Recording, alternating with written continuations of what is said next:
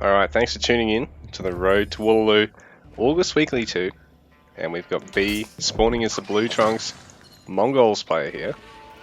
Up against SoldieR as the Green Trunks Abbasid player today. We're on Wood Wall. It's going to be a nice, safe map. B's even putting the town centre right next to the Ovu.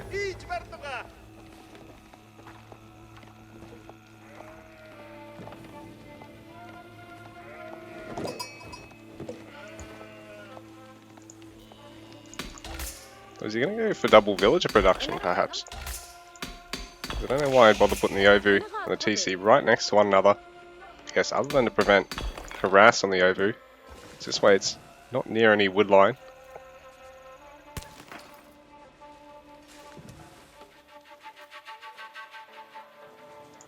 Starting with the Gur, a nice touch for the Mongol early game.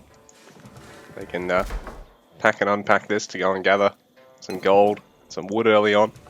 So they are more expensive than a regular drop-off building. SoldieR playing Abbasid. Going to be getting that House of Wisdom, connecting all his buildings up. He'll really be able to reap the benefit of Golden Age before there's a lot of pressure applied, because it is quite a slow map, because the main rush point's blocked off with all these trees, with the Wood Wall, as the map is aptly named. So a lot of these resources are around these side sacred sites. There's still plenty back at home for our players. Like I said, it's a nice map for playing a fairly safe till castle style strategy, if not all the way till Imperial.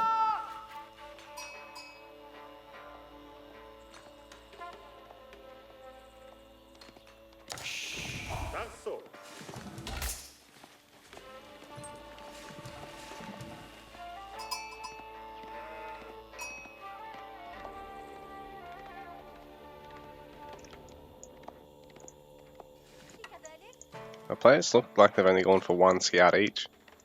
Not a huge amount of sheep on this map. And there's not a huge benefit to having two scouts as such, because it's not likely to be an early rush.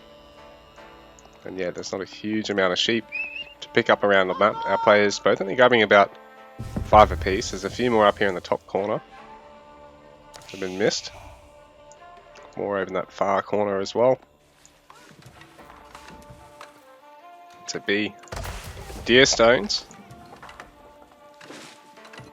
I mean, he could always have gone for the silver tree and start trading as well, but maybe he's looking to try apply some early pressure as soon as he starts working towards Castle Age.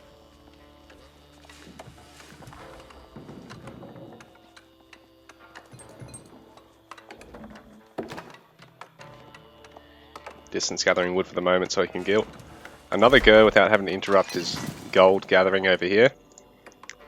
While SoldieR aging up with Economic Wing, likely to get fresh foodstuffs. Be a very nice bonus for him to play around 2, if not 3 early town centres. Really ramp that Vil count. Something that Mongols actually struggle a little bit with doing. They really try and rely on getting the quick Castle Age so that they can get the step redoubt, which really boosts their gold drop off.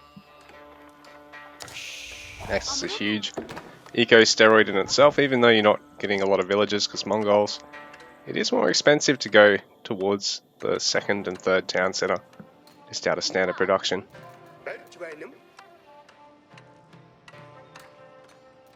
So B's actually going to start trying to cut through the wood wall quite early on here. And I mean, there are fairly limited wood reserves, so if you can cut most of the way through the wall and then start to tower up or put a keep up on it, it's really quite handy, because it denies the majority of the wood on the map from your opponent. It gives you control of the most direct rush path once you actually do cut through.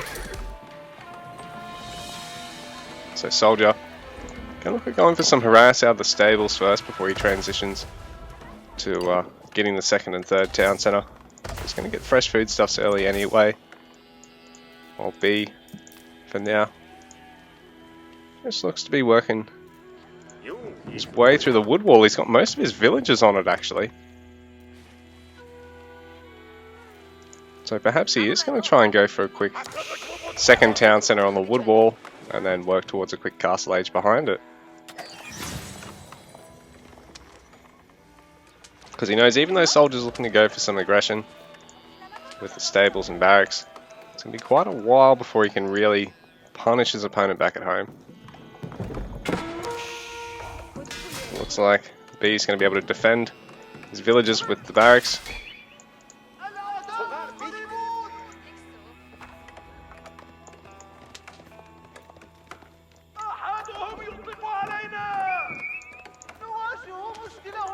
So we can't be chased by the horseman, but a while before B has to worry about losing it. Soldier in the meanwhile switching to spear production. He's going to try and put a forward range here because he's seen that his opponent has only got the barracks. But B is going to tower up because he's gone deer stones. Everything's going to benefit from that movement speed as well.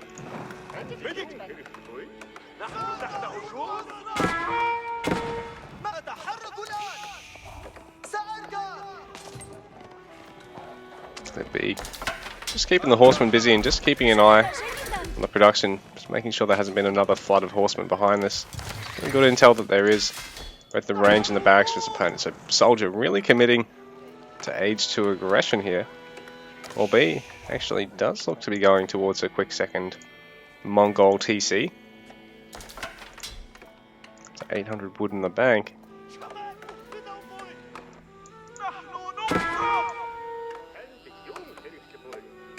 Yeah, we're going to have a second town center for our Mongol player. It's actually quicker than our Abbasid player's second TC, which is highly unusual. But Soldier is going to have military advantage in the meanwhile.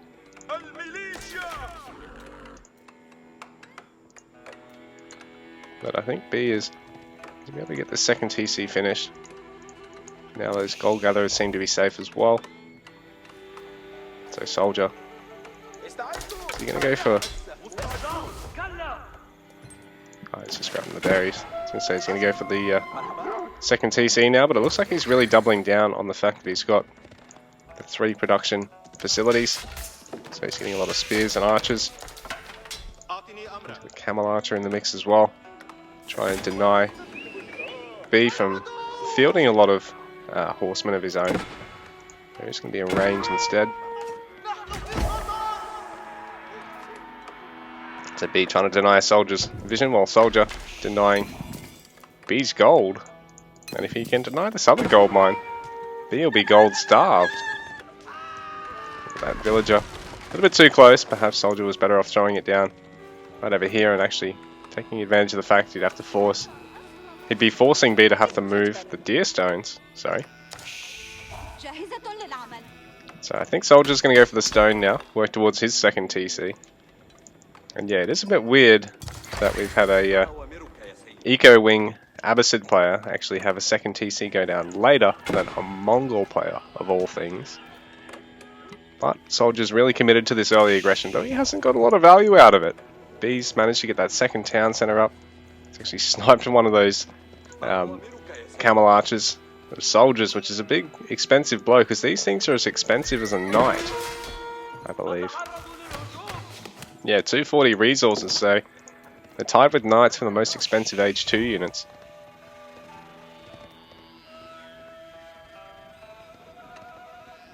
So Soldier needs to make sure he can deny B of any gold here. Force him to have to commit to an age 2 army. Soldier's also going to have to be careful that he doesn't underachieve in a fight here. In fact, Soldier deciding against going for the stone. He's going to go for a quick castle age here. He wants to get culture wing or military wing here. Really overwhelm B early on. Punish him for playing around a second town center on the civ that it's probably roughest to play second town center on. But it's a great map for it. And in a weird way, B's really punished Soldier on a map that should be a very easy 2, if not 3 TC opener for Abbasid here. Just B 45 and 18. SoldieR 33 and 12. So SoldieR down by 12 villages at the moment, which is pretty huge. Even though he's going to have that age up advantage. So he is going to go for military wing. So he can actually get boot camp, possibly camel rider shields. Really overwhelm B in a straight up fight, but B, his eco is looking great. And that's safe OVU under the range of the TC. Pastures as close as can possibly be as well. And things are looking solid here for B. He's been able to spend stone on double military production behind all this.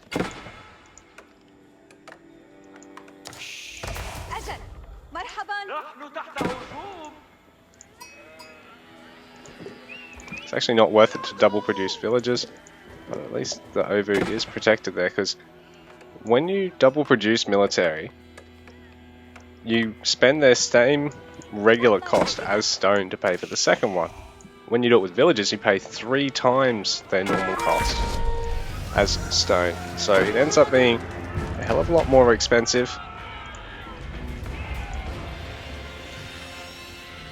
Be poking and prodding at SoldieR now, who's still on the one town center. I think we're gonna have to go let the cat out quickly. 2 seconds, guys.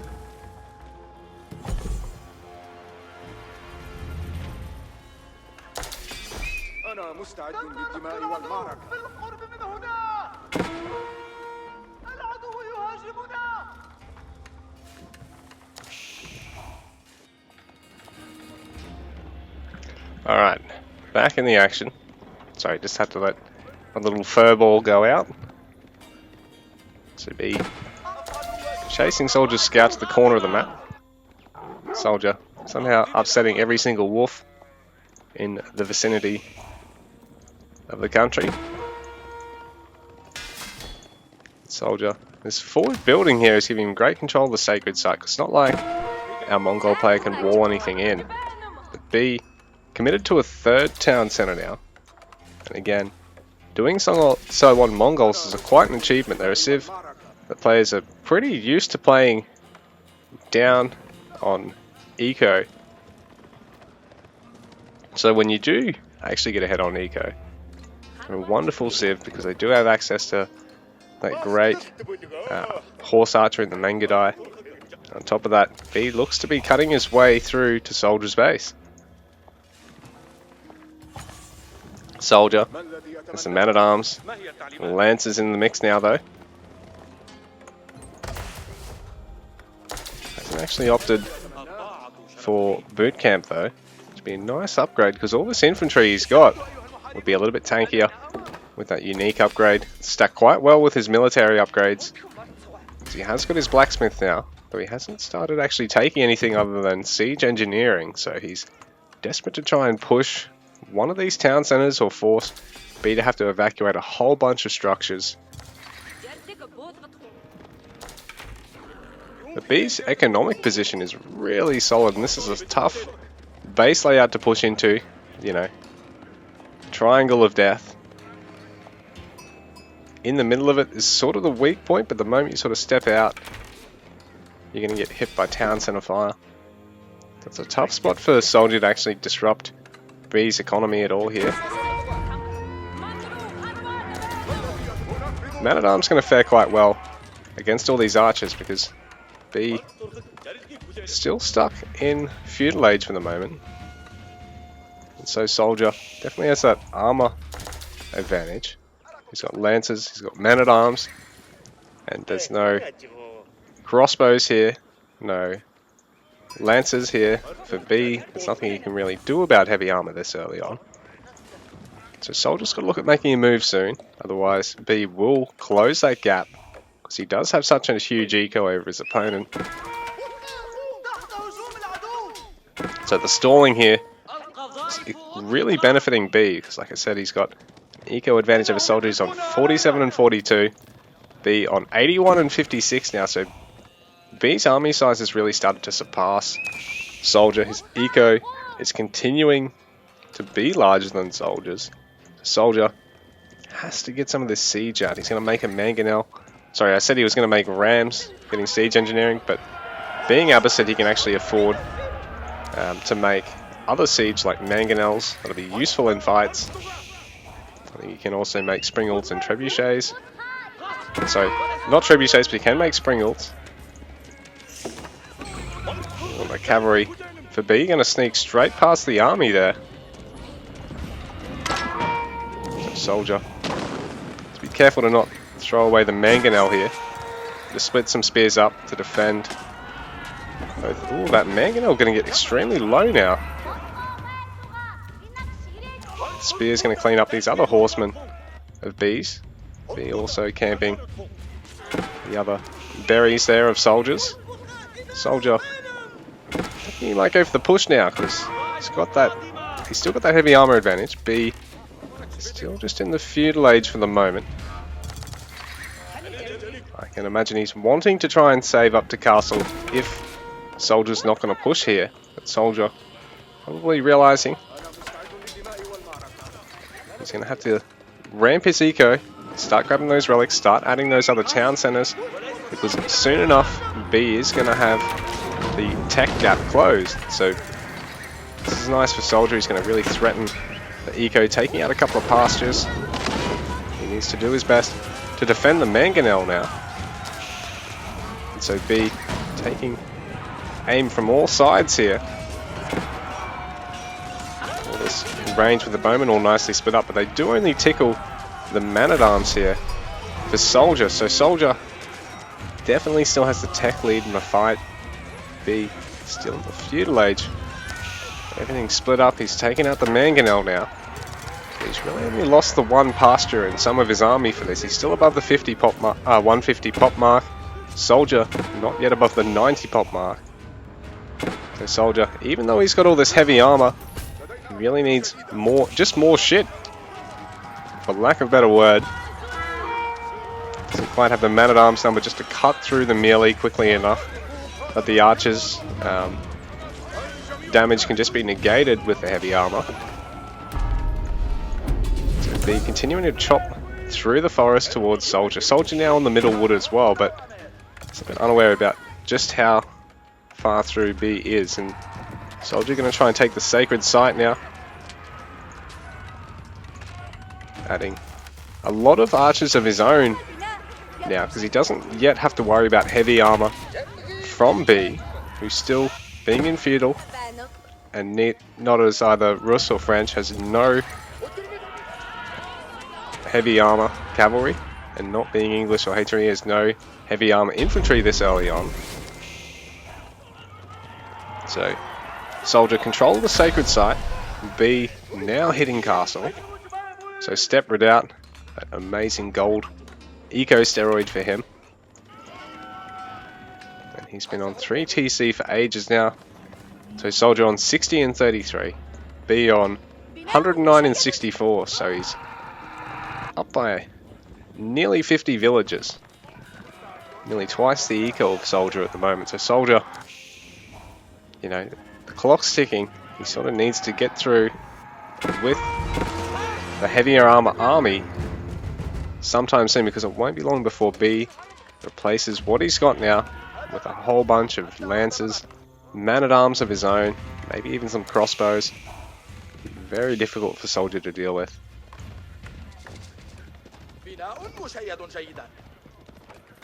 So B trying to harass with the horsemen, see if he can find a big clump of gatherers.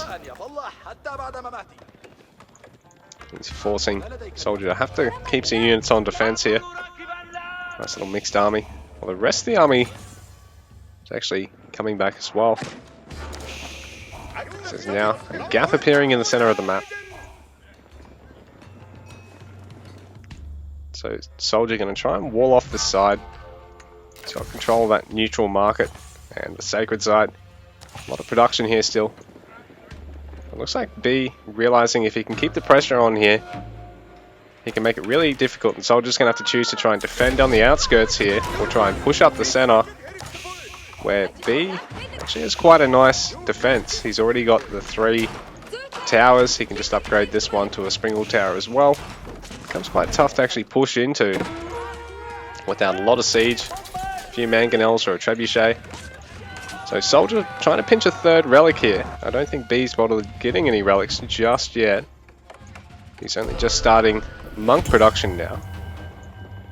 Shaman, I should say. Oh, but B's going to go for forward towers and town center here. Being Mongol, he can always evacuate the town center as well.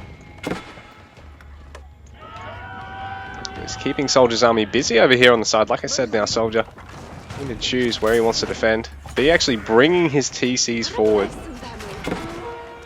This is quite aggressive, but at the same time, they do get that ranged fire. Let's be a little bit careful to get this one deployed though. And now, SoldieR having to bring everything back. He still has that heavy armor advantage. There's a few lances now in production. And a man-at-arms for B, so he's going to start keeping the scores there. SoldieR now just mass-producing spears because he's anticipating the lances. And he's going to need just cheap melee to try and take out all these towers that B's pushing with right now.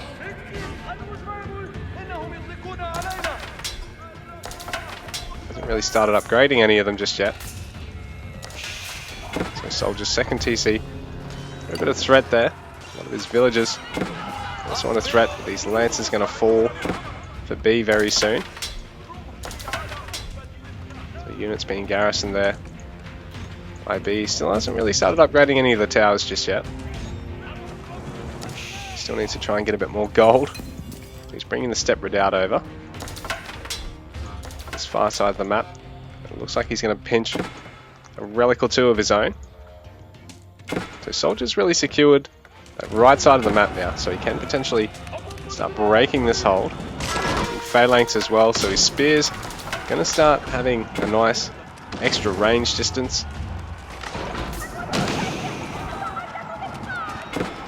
Mangonel's being forced to retreat here for B, and now he's going to start adding a couple of springled towers. Bringing villagers forward to try and repair all the mangonels through this as well. He can really afford to throw away some bills because he's up to 126. Well, SoldieR's only on 64. He's only just got just over double. So SoldieR unable to repel the push for now. So B upgrade one of the towers there. The rest of them just sort of dummies for the moment. But now a lot of trebs being created here for B. As Mongols, he's taken that improved siege engineering. So both Abbasid and Mongol get a slightly stronger than normal siege engineering tech. Forward TC once again here. 4B is playing extremely aggressively with them. It's interesting to see because it's sort of forcing SoldieR to have to get siege he can't actually afford at the moment.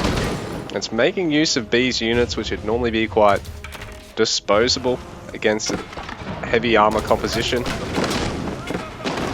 Although in saying that, SoldieR's been having to try and squeeze out a lot more archers, spears and crossbows now rather than just man-at-arms, so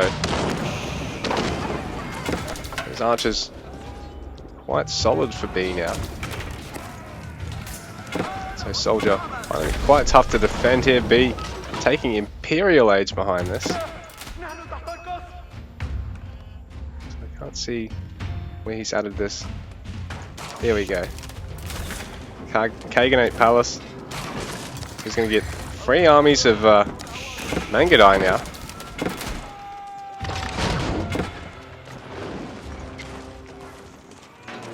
SoldieR not quite able to take down one of these town centers.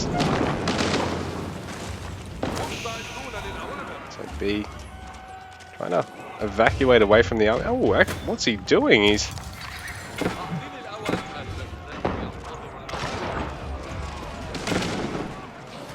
sort of evacuated the town center, but not really. He's just shifting it towards the back of the base. Now SoldieR starting to really run out of army, and GG. So it's a tap out.